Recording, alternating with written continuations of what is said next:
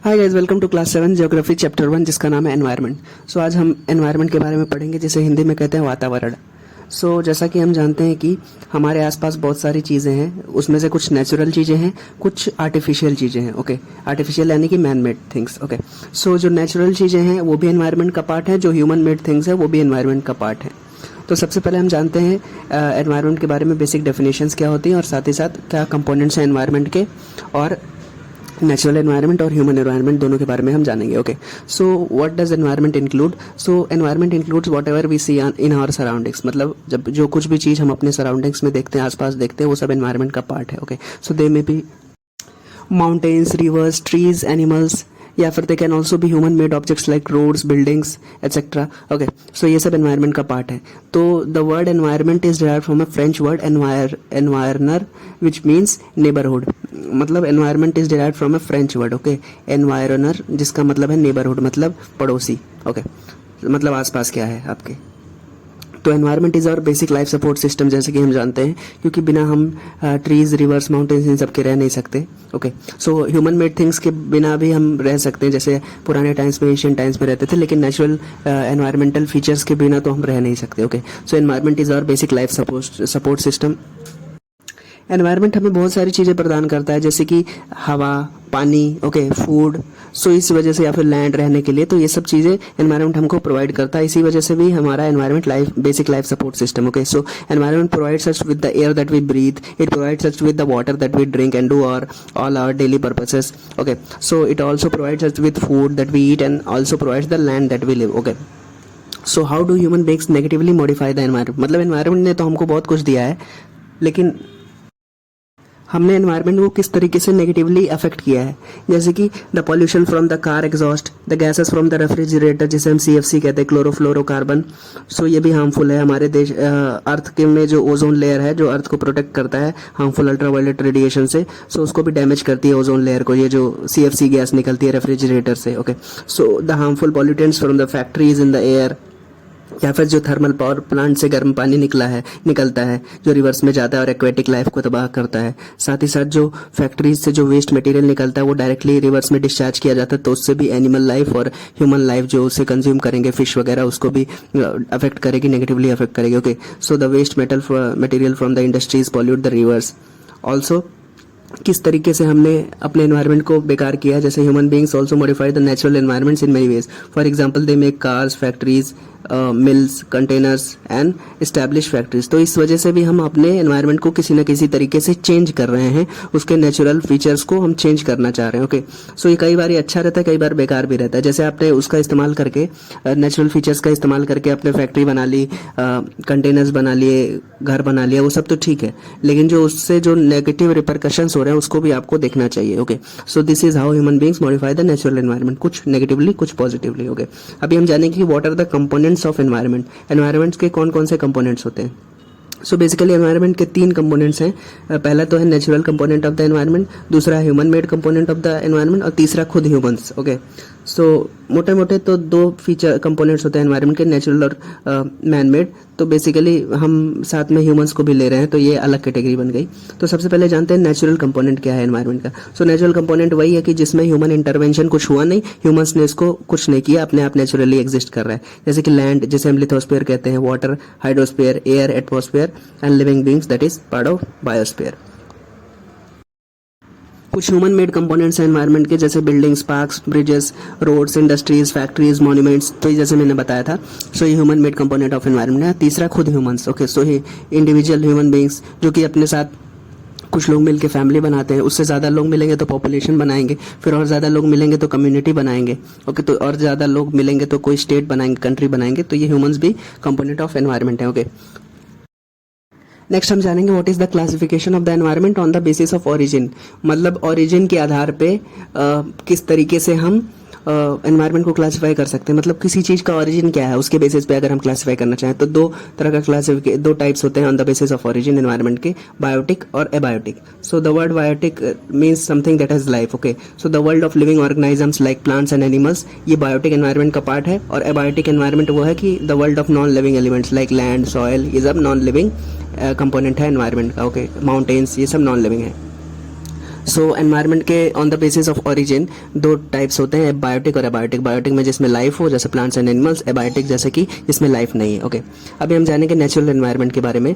So natural environment जैसे हम बात करते हैं जो नेचुरली क्रिएट हुआ, ह्यूमन इंटरवेंशन नहीं हुआ, जैसे air, water, land, plants, animals, they consist of natural environment. Okay, for example the land जिसे हम लिथोस्फीयर कहते हैं, it is the solid crust और the hard top layer of the earth and it is made up of rocks and minerals. Okay, so lithosphere is made up of rocks and minerals and it is covered with a thin layer of topsoil. Okay, and जैसा हम जानते हैं कि land या फिर lithosphere it provides us with the forest, grasslands for grazing, it also provides us land for agriculture, it provides us land for human settlement. Okay, सो ये सब चीज़ें हमें लैंड या लिथोस्फीयर प्रोवाइड करता है। So the lithosphere is an irregular surface with land forms like mountains, plateaus, plains and valleys. तो lithosphere से हमें ये सब भी चीज़ें मिलती हैं, माउंटेन्स, वैल्यूज, प्लेट्यूज, और साथ ही साथ हमें ज़मीन देता है एग्रीकल्चर के लिए, रहने के लिए लैंड। ओके, सो इस वजह से भी इंपॉर्टेंट है।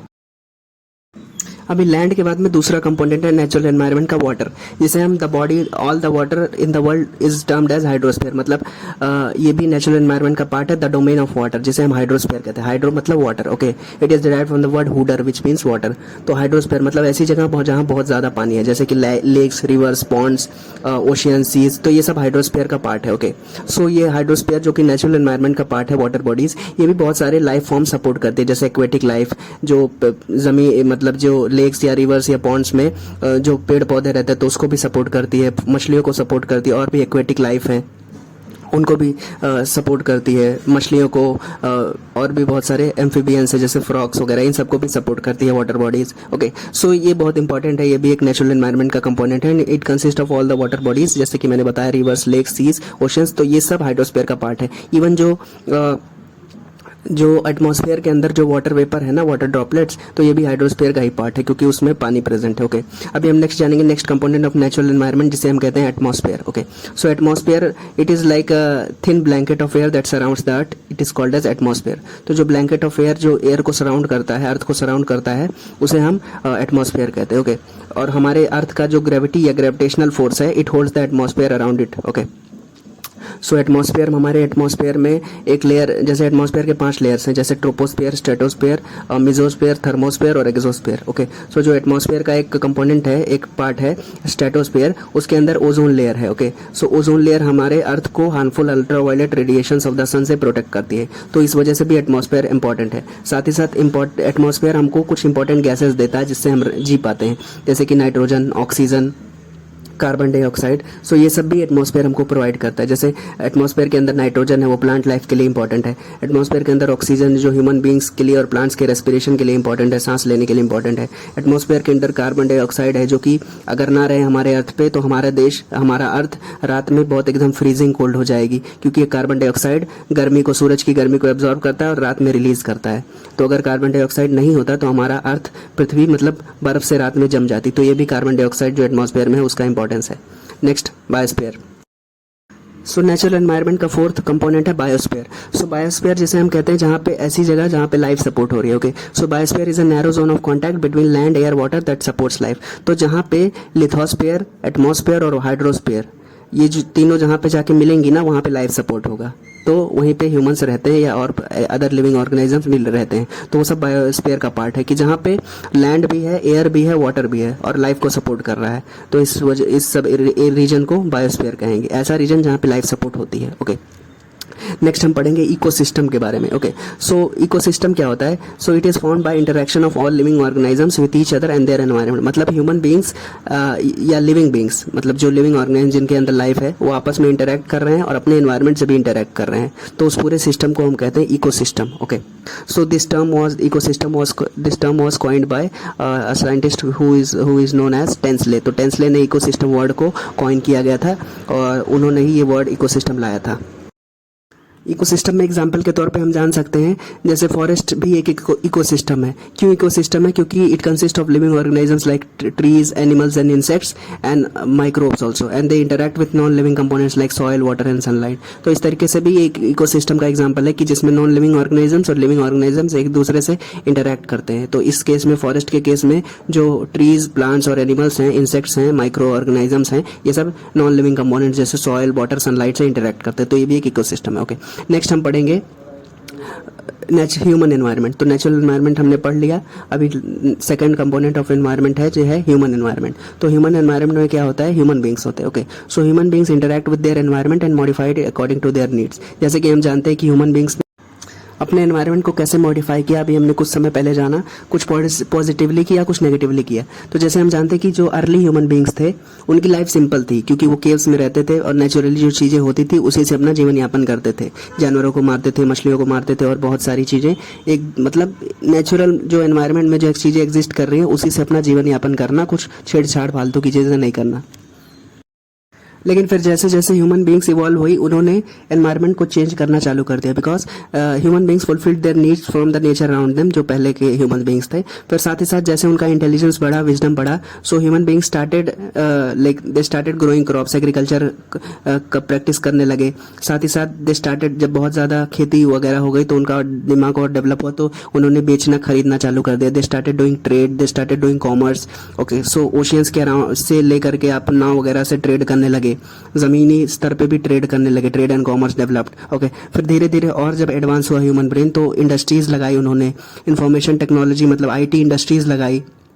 इसी तरीके से ह्यूमन बींग्स दिन ब दिन जैसे जैसे उनका ब्रेन इवॉल्व कर रहा है, वैसे वैसे अपने एनवायरनमेंट को मॉडिफाई करते जा रहे हैं, उसको और चेंज करते जा रहे हैं। Okay, so these were the few things in this first chapter of class 7 geography, जिसका नाम है environment. If you have any doubts you can ask in the comment section and you can give me any suggestions also. Thank you so much watching, bye bye and please subscribe to my channel.